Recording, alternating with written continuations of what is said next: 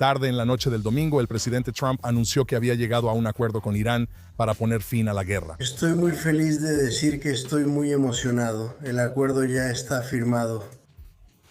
Nos llevamos muy bien con Irán, es un grupo diferente de líderes y muchas cosas buenas van a suceder en Medio Oriente en este momento. El acuerdo ya ha generado un intenso debate en Israel, y no solo entre los políticos, sino en casi todo el espectro político israelí. Existe una preocupación seria de que, aunque el acuerdo pueda reducir las tensiones inmediatas, deja sin resolver los temas más centrales. Las ambiciones nucleares de Irán permanecen intactas y es cuestionable si se resolverán en el futuro. Y su red de grupos proxy, esos tentáculos que rodean a Israel, no han sido desmantelados y no forman parte del acuerdo. Ahora, este no es el acuerdo que la mayoría de los israelíes habría redactado. Al mismo tiempo, es imposible hablar de este momento sin observar el panorama estratégico más amplio. Hace menos de 3 años, después del 7 de octubre, muchos creían que la capacidad de disuasión de Israel se había derrumbado por completo. Sin embargo, desde entonces, Israel ha librado una guerra en 7 frentes, ha debilitado la red regional de Irán, ha atacado directamente activos iraníes y se ha restablecido como la potencia militar dominante en Medio Oriente. Quizás lo más significativo es que el primer ministro Netanyahu ha trabajado con el presidente Trump de una manera que ningún otro primer ministro israelí había hecho antes, ayudando a crear una cooperación estratégica sin precedentes entre Jerusalén y Washington. El resultado ha sido una transformación regional que muchos pensaban que era imposible hace poco tiempo. Las evaluaciones más recientes del Pentágono han descrito a Israel como el aliado modelo de Estados Unidos. Israel es el único país que recibió ese reconocimiento por parte del Pentágono. Israel es un país que posee tanto la capacidad como la disposición para usar la fuerza militar en defensa de intereses y valores compartidos. Sin embargo, el éxito no elimina el debate político y mucho menos en Israel. El acuerdo firmado el domingo por la noche se ha convertido de inmediato en un tema político central. Los críticos en Israel argumentan que Israel debería haber logrado más. Otros señalan los informes sobre tensiones entre el presidente Trump y el primer ministro Netanyahu. Y con las elecciones probablemente en el horizonte, muchos de los argumentos que estamos escuchando hoy probablemente se convertirán en temas centrales en las batallas políticas que se avecinan.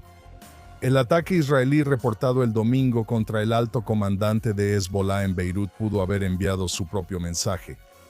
Independientemente de los desarrollos diplomáticos, Israel tiene la intención de mantener la libertad de acción cuando su seguridad está en juego. Para ayudarnos a entender cómo se están interpretando políticamente estos temas y cómo la oposición podría intentar enmarcarlos a su favor. En los próximos meses hablé con el veterano analista político Gil Hoffman, analista senior de elecciones en EE24 News y ex corresponsal político de The Jerusalem Post.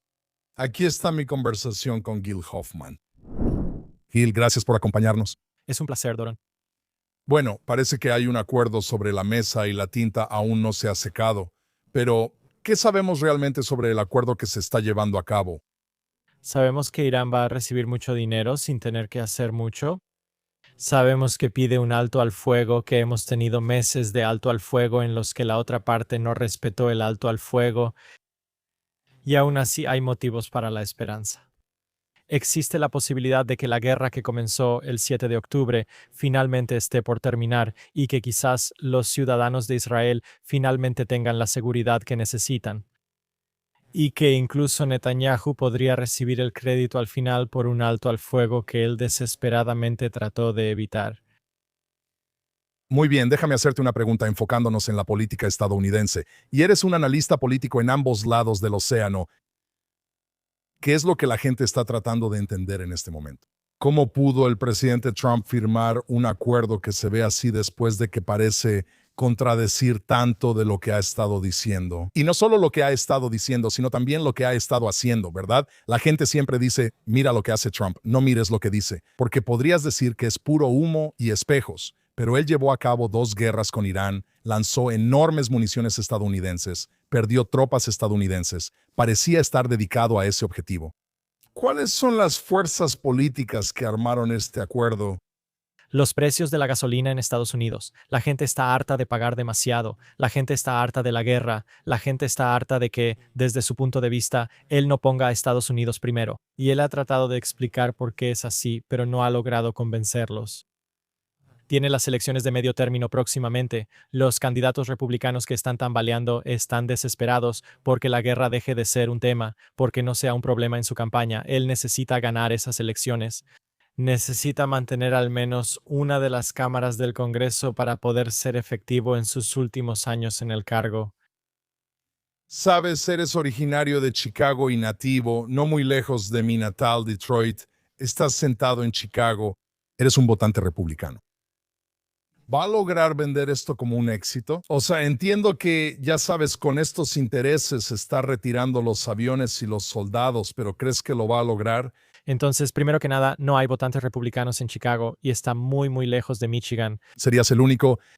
Entonces, Los habitantes de Chicago siempre quieren decir que Michigan está lejos, pero nosotros queremos creer que estamos cerca de Chicago como una especie de austeridad. Así que tienes que divertirte, lo entiendo, pero mira, la gente no va a recordar esta guerra en una semana más en Estados Unidos.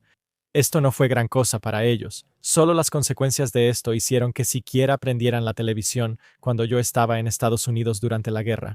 No están informando sobre qué instalaciones de misiles están siendo atacadas en Irán, están informando sobre los precios de la gasolina y el impacto en el estadounidense promedio. Así que una vez que la guerra termina, ya no es un factor para ellos, y eso es lo que Trump necesita.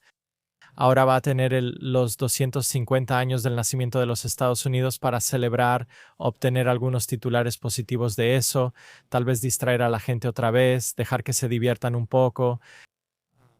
La Copa del Mundo, he escuchado rumores de que hay partidos de fútbol en Estados Unidos. No he visto pruebas reales ni tengo intención de hacerlo, pero eso mantiene ocupada a alguna gente. El presidente acaba de cumplir años. Tiene una ceremonia de firma el viernes. Intentará fingir que logró la paz mundial, que se quede con eso. básicamente de lo que estamos hablando aquí es que el pueblo estadounidense no percibe a Irán como una amenaza directa, ¿verdad? Quiero decir, en Israel nos despertamos cada mañana y nos vamos a dormir cada noche sabiendo que Irán está literalmente sobre nosotros hoy, ¿verdad? Como anoche nos fuimos a dormir. Todos estábamos corriendo, ya sabes, preguntándonos cuándo tendríamos que correr al refugio y todavía podría pasar esta mañana, podría pasar mañana. El presidente Trump, creo, acaba de decir, justo antes de que nos sentáramos, que si no se llega a un acuerdo nuclear, si no abandonan el programa nuclear, habrá consecuencias. Las cosas están cambiando todo el tiempo. Ahí estaba. ¿Hubo aquí una oportunidad perdida que creas que pudimos haber convencido al pueblo estadounidense de que existe una amenaza aquí? Primero que nada, para la mitad del pueblo estadounidense, Donald Trump es la amenaza. Obvio, y no los vamos a convencer. Y luego la otra mitad, mira, incluso yo fui a cargar gasolina y costaba 4.69 y pensé que me fregó Donald Trump. Y así que, pero necesitamos ver desde nuestra perspectiva en Israel los problemas serios. Y la guerra del 25 de junio retrasó significativamente la amenaza nuclear. Esta guerra no trató mucho ese tema. Esta guerra trató el problema de la amenaza de misiles y eso se retrasó significativamente. Esas eran dos amenazas que Estados Unidos ha manejado de una u otra forma y estamos eternamente agradecidos. Ahora, cualquiera que haya puesto sus expectativas altas pensando que habría un cambio de régimen inmediato, eso nunca fue realista. Y si acaso, solo podría empezar después de que terminara la guerra, lo cual sucedió a la 1 de la mañana, hora nuestra, anoche. Y luego el dinero empieza a fluir y la gente de Irán dice, espera un segundo, ¿por qué no estamos recibiendo nada de este dinero? ¿Por qué solo va al régimen que luego se lo va a dar a Hezbollah y Hamas y a quien sea y no a su propia gente? Es entonces cuando la rebelión puede volver a ocurrir y ese es el momento en que puede tener éxito. Pero la gente aún no se da cuenta de eso, están viendo lo que les pasa día tras día y no tienen ninguna perspectiva histórica. Cuando prendes la radio israelí, solo escuchas un solo tema en este momento, que son las elecciones israelíes y la guerra con Irán, ¿verdad? Es una sola narrativa, mucho más predominante creo que en Estados Unidos. Parece que esto va a ser un punto de inflexión para las elecciones. Estás diciendo que Estados Unidos se va a olvidar de esto para la próxima semana. ¿Crees que Israel se va a olvidar de esto o esto va a ser un punto muy importante en las próximas elecciones? Bien, primero que nada, si el alto al fuego no se mantiene y la gente en el norte de Israel no puede hacer vida normal, entonces todos los días van a estar hablando de esto como un fracaso de seguridad de Israel. Y si la seguridad sí se mantiene, entonces Netanyahu podrá decir que desde el 7 de octubre se han mejorado 7 frentes de seguridad y nadie podrá discutirle, ni siquiera un jefe del Estado Mayor del Ejército que compita contra él. Y los israelíes sí votan pensando en la seguridad. Y eso puede jugar a su favor. Y, por otro lado, si la gente no está hablando de seguridad, hablarán sobre el tema del reclutamiento de los ultraortodoxos. Y eso le afecta muchísimo a Netanyahu. Él preferiría que los temas fueran la guerra y la paz. Mucho dependerá de eso. Se van a expandir los acuerdos de Abraham. Y hay diferentes personas en JNS que son mejores expertos en ese tema. La oposición parece estar dividida en este momento. ¿Van a poder explotar lo que parece ser la fisura entre Trump y Netanyahu? Así que eso es lo que están tratando de hacer de hoy en adelante. Vas a tener a Bennett diciendo que él podría haberlo hecho mucho mejor por su experiencia como primer ministro y diciendo que Israel necesita un primer ministro verdaderamente de derecha, haciendo que Netanyahu no parezca tan de derecha. Y por cierto, eso fue lo que funcionó en Hungría. A Orbán no lo pudieron sacar del poder ni el centro ni la izquierda, así que trajeron a un candidato a primer ministro de derecha para competir contra él, y funcionó. Y esa es parte de la estrategia de Bennett. Mientras que Eisenkot está diciendo, mira, la ventaja se suponía que era que Netanyahu sabía cómo hablar con los líderes mundiales. Y claramente no funcionó si Trump le está diciendo groserías. Quizás necesitas un líder más modesto que tal vez no hable inglés perfecto, pero que tenga experiencia en seguridad. Y luego destacó que hay palabras que cree que conoce mejor en inglés que Netanyahu, palabras como responsibility. Y esto es algo que Eisenkot puede intentar usar en contra de Netanyahu, y esto va a durar 4 meses, va a estar bastante emocionante. Quiero decir, suena como la comodidad de estar en la oposición, ¿no? Sigo escuchando que dicen que ellos lo pudieron haber hecho mejor. Mi pregunta sería, ok, ¿qué podrían haber hecho mejor militarmente? Y si lo hubieran hecho mejor, por así decirlo, ¿cómo pueden entonces decir que les preocupa que el presidente de Estados Unidos esté usando groserías contra el liderazgo israelí? Es decir, me cuesta trabajo creer que muchas personas hubieran llevado a cabo acciones independientes. Por ejemplo, lo que hizo el primer ministro Netanyahu sobre ir a Rafah, si no me equivoco, creo que Eisenkot estaba en contra de eso, ¿verdad? ¿Y por qué estaba en contra? Recuérdanos. Biden estaba en contra, no quería perder la relación con el presidente de los Estados Unidos. Eso fue algo muy importante en ese entonces, y el presidente quería detener la entrada a Rafah. El presidente también quería terminar la guerra en ese momento por sus propias razones políticas internas, pero si eso hubiera pasado, entonces Sinwar seguiría libre.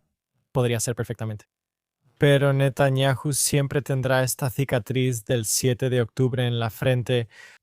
Él era el hombre a cargo y la responsabilidad termina aquí. Y eso es algo que tanto Bennett como Eisenkot y cada Lieberman y otros pueden decir, que ellos no estaban en el poder. Netanyahu estaba en el poder. Todos los diferentes líderes del establecimiento de defensa y las agencias de inteligencia, todos pagaron un precio. Y solo a nivel político, Netanyahu no lo ha hecho. Y ha llegado el momento. Esa será su posición. ¿El cuándo? Mirando a Naftali Bennett, quien estaba en el poder antes, creo que fue en 2022, y Eisenkot, quien fue jefe del Estado Mayor hasta 2019. De hecho, a él se le atribuye haber reducido el ejército, ¿verdad? Creando un ejército pequeño y eficiente, ese tipo de ejército pequeño e inteligente que es Eisenkot. La población israelí, o sea, estamos tan involucrados en la esfera militar, ¿verdad? Muchos de nosotros hacemos servicio de reserva.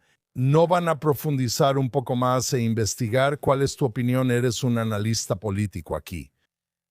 Los opositores de Eisenkot van a encontrar todo lo que dijo en ese entonces que, en retrospectiva, parece ridículo e intentarán pintarlo como alguien que cometió errores como jefe del Estado Mayor que llevaron a los problemas posteriores. Va a ser más difícil porque no es algo obvio. Netanyahu estaba en el poder el 7 de octubre, tienes que sumar 1 más 1 más 1. Si pueden lograr eso, va a tomar tiempo. Desgastar sus credenciales de seguridad. Tienen 4 meses para hacerlo, pero no es lo más sencillo del mundo. porque, ya sabes, todos los jefes de Estado Mayor cometieron errores y Gantz cometió errores y él duró todo este tiempo. Y obviamente Yair Barak cometió errores, pero llegó a ser primer ministro. Así que es arriesgado, pero lo intentarán. Está bien, una última pregunta. Eisenkot ha estado subiendo como la espuma en las encuestas. No estoy seguro, pero los números más recientes lo tienen en, no sé, 18 o... 20 en el canal 12 y además, si ves las encuestas de I24, él tiene 5 escaños más que Bennett. Bien. Así que la mayoría de la gente pregunta, y solo para resumir rápidamente, la mayoría de la gente pregunta, ¿por qué este hombre que no habla inglés muy bien, que es muy callado cuando se trata del hebreo, no es una persona ruidosa? No creo que haya una sola declaración de Eisenkot que pueda señalar como una declaración impresionante que haya hecho y que la gente esté repitiendo. ¿A qué se debe esto? Entonces, Doron, si le preguntas a los israelíes quién fue su mejor primer ministro en la historia, siempre gana Menachem Begin. Y la razón no es porque fuera de derecha o porque se enfrentara a Estados Unidos. La razón es porque era modesto y nadie llamaría modesto a Netanyahu. Así que si quieren al anti-bebé, ese es Guy Eisenkot. Es un tipo sencillo. Él era, si es de Eilat o de Tiberias, de ciudades de desarrollo, es de Marruecos. No ha habido un primer ministro sefardí. Perdió a un hijo y 2 sobrinos en esta guerra. ¿Y sabes qué? En realidad sí entiende el mundo, aunque su inglés no sea el inglés de la reina ni el de Netanyahu. Y una vez, Netanyahu me dijo, te voy a decir esto en inglés y no en hebreo porque mi inglés es mejor que el tuyo. Se tomó un año sabático después de servir como jefe del Estado Mayor y trabajó en el Instituto de Washington en D.C. con Dennis Ross y David Makovsky. Y me dijeron que después de que Eisenkot se fue, han pasado muchísimos generales por este centro de estudios. Él fue el más inteligente que tuvimos.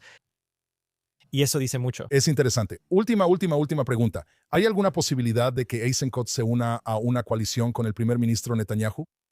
No.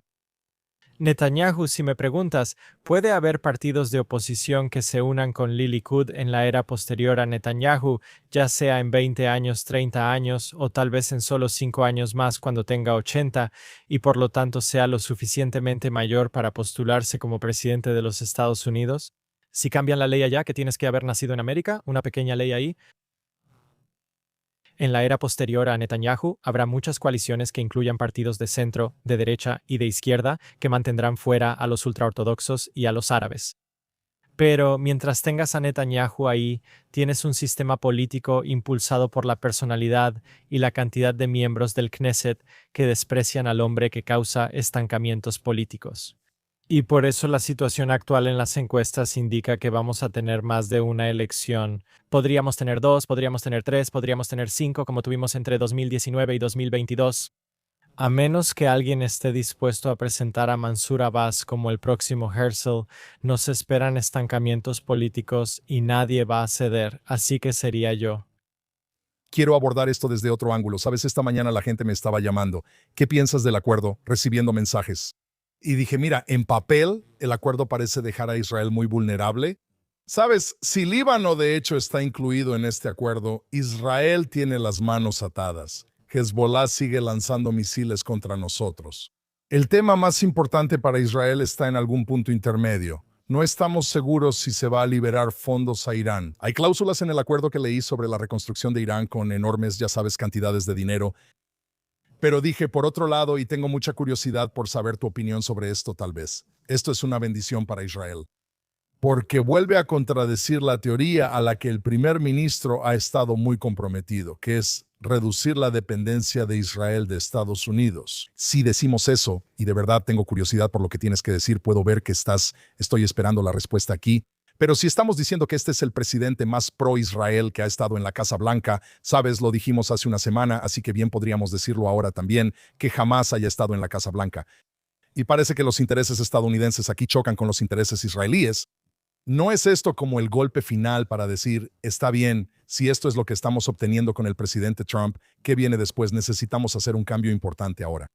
Entonces, ¿viste, Doron, lo que pasó cuando Netanyahu tomó la decisión de responder a un ataque de Hezbollah en el norte de Israel atacando en Beirut? ¿Viste cómo el presidente de los Estados Unidos no lo atacó en privado?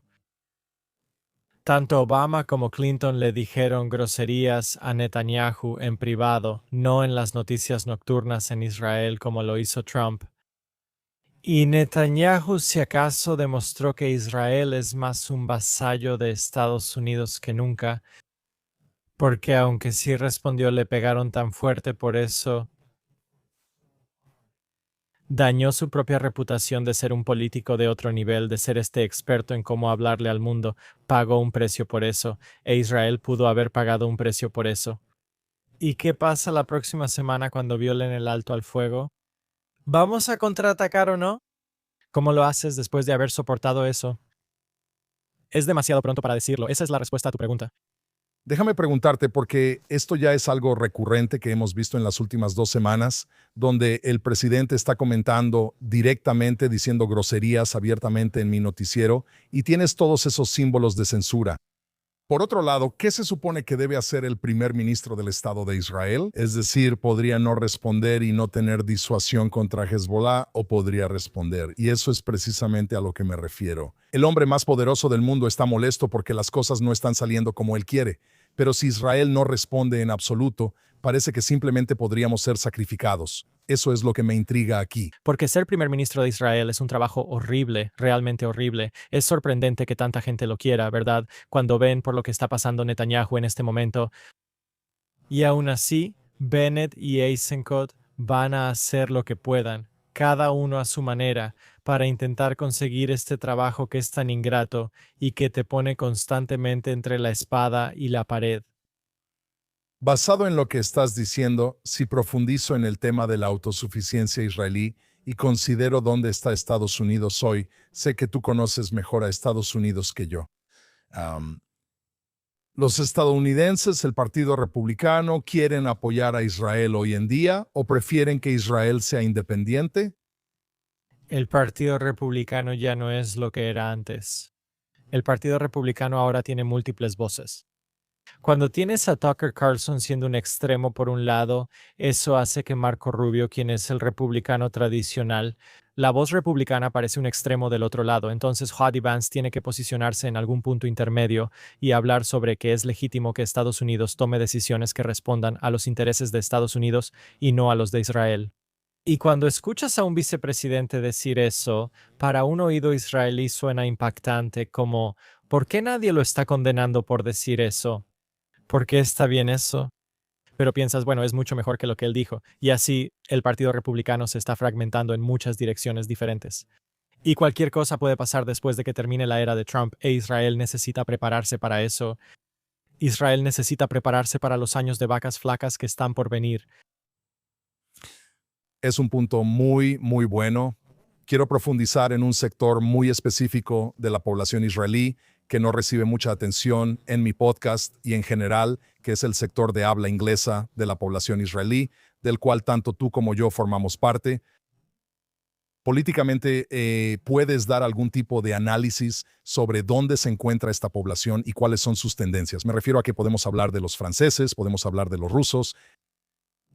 ¿Qué es importante para esta población y qué es lo que escuchas de ellos? Lo que es importante para esta población es cómo se ve Israel en el extranjero. La población de habla inglesa entiende mejor que nadie, incluido el gobierno israelí actual, lo mal que nos vemos en el extranjero en este momento y cómo arreglarlo debe ser la máxima prioridad. Si hay un alto el fuego en el plano militar, entonces el campo de batalla mediático es el único campo de batalla que queda y estamos en esta guerra. Vamos a ser vistos o como convirtiéndonos en un paria internacional, como el apartheid en Sudáfrica para siempre, o como salvando al mundo de un arma nuclear en manos de fundamentalistas islámicos y de terroristas genocidas. Y así, los angloparlantes pueden estar en todo el espectro político. Ha habido candidatos de habla inglesa, nativos, elegidos de muchos partidos. Pero en ese tema creo que están unidos. Y que ven que la situación es desesperada y que necesitan presionar a quien sea que resulte elegido primer ministro para que eso sea la máxima prioridad. Debe serlo. Gil, quiero agradecerte por venir y unirte al podcast y compartir tus ideas políticas. Será interesante ver cómo se desarrolla esto en los próximos meses. Un placer estar en tu programa. Gracias, Gil. Ese fue Gil Hoffman. Ahora, ya sea que uno esté de acuerdo o no con el análisis de Gil, esta discusión resalta el debate político que probablemente dominará la vida pública israelí en los próximos meses. Sin embargo, hay un hecho que es difícil de ignorar. Durante más de 30 años, el primer ministro Netanyahu ha advertido sobre la amenaza iraní mucho antes de que se pusiera de moda, mucho antes de que el programa nuclear de Irán estuviera en el centro de la diplomacia internacional. El primer ministro Netanyahu argumentaba que un Irán nuclear amenazaría fundamentalmente a Israel, al Medio Oriente y a gran parte del mundo libre. Y a diferencia de muchos que simplemente hablaban sobre la amenaza, él actuó al respecto. Israel hoy ocupa 1/3 de un 1% del Medio Oriente. Eso es una 300ª parte del Medio Oriente. Sin embargo, junto con Estados Unidos, ha infligido un daño extraordinario a la infraestructura militar de Irán, ha debilitado a sus principales grupos aliados y ha demostrado capacidades que pocos países en el mundo poseen. Pero la historia no ha terminado. Las ambiciones nucleares de Irán no han desaparecido. Su red regional sigue siendo peligrosa. Y mientras Irán mantenga una vía para obtener armas nucleares, y quizás mientras el régimen actual siga en el poder, una nube oscura continuará cerniéndose sobre Israel y la región. Estas preguntas no desaparecerán después de este acuerdo. Permanecerán en el centro de la política israelí, la seguridad israelí y la relación de Israel con Estados Unidos durante meses y probablemente años por venir. Mientras los israelíes debaten el futuro y finalmente toman decisiones en las urnas, estos temas merecen más que simples consignas, merecen hechos y verificación de hechos. Merecen un escrutinio y merecen líderes cuyas posturas y juicio hayan sido puestos a prueba bajo las circunstancias más difíciles imaginables. Los desafíos que enfrenta Israel son demasiado serios para conformarse con menos. Gracias por acompañarme y nos vemos la próxima vez en el podcast True East. Gracias.